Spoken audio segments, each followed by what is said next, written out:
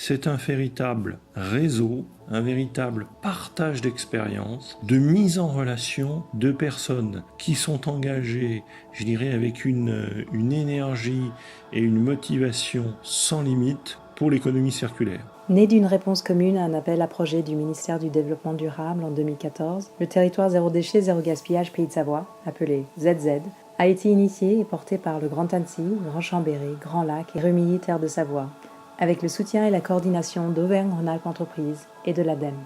Bien que ce bassin de vie n'ait aucune réalité administrative, il s'agissait de travailler ensemble à l'élaboration d'une politique d'économie circulaire et unir les efforts pour réduire les déchets, car souvent les habitants de l'une étaient salariés sur le territoire d'un autre. ZZ a démarré en juin 2015 avec 4 objectifs. Le premier, initier une démarche d'économie circulaire, qui s'est traduit notamment par l'élaboration d'un diagnostic entreprise et économie circulaire du territoire, à l'issue duquel 10 objectifs ont été fixés par les représentants des différents collèges des parties prenantes. Biodéchets, gaspillage alimentaire, synergie économique, BTP, etc.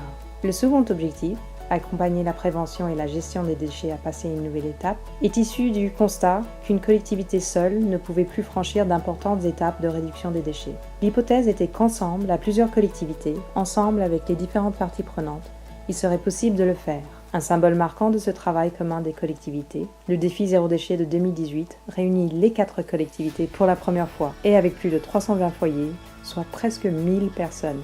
Mais d'autres collaborations nouvelles et inédites se sont produites, comme lorsque le collectif Zéro Déchet d'Annecy, constitué il y a peu, a déployé la campagne Commerçants Zéro Déchet avec et pour le Grand Annecy, simplement portée par leur engagement et leur intérêt pour le zéro déchet.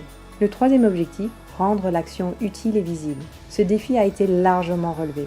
D'une poignée d'événements au début du projet, il y a aujourd'hui plus de 3 à 4 événements par semaine organisés par les acteurs du territoire et nous-mêmes. Conférences avec des invités de renom, Cyril Dion, Robert Reed, groupe de travail thématique, bourse aux ressources, un challenge entrepreneurial. Et il y a bien sûr eu le Salon Solucir en mai 2017 avec 500 participants, 70 exposants, 30 intervenants, permettant de réunir pour la première fois la diversité des acteurs contribuant déjà à une économie circulaire sur le territoire. Ce salon, une première en France, a été un tournant dans le cadre du projet car il a permis de consolider un socle sur lequel appuyer la dynamique et la mobilisation. Ce qui nous amène au 4e et dernier objectif qui était de faire vivre un projet participatif, essentiel à la mobilisation. Comme pour d'autres ZZ en France, le constat est le même. La clé pour aller vers une économie circulaire est de tisser le réseau, faire travailler ensemble collectivités, élus, entreprises, associations, citoyens et institutions, dans le cadre d'une dynamique positive, notamment grâce aux méthodes d'intelligence collective qui ont été largement déployées tout au long du projet.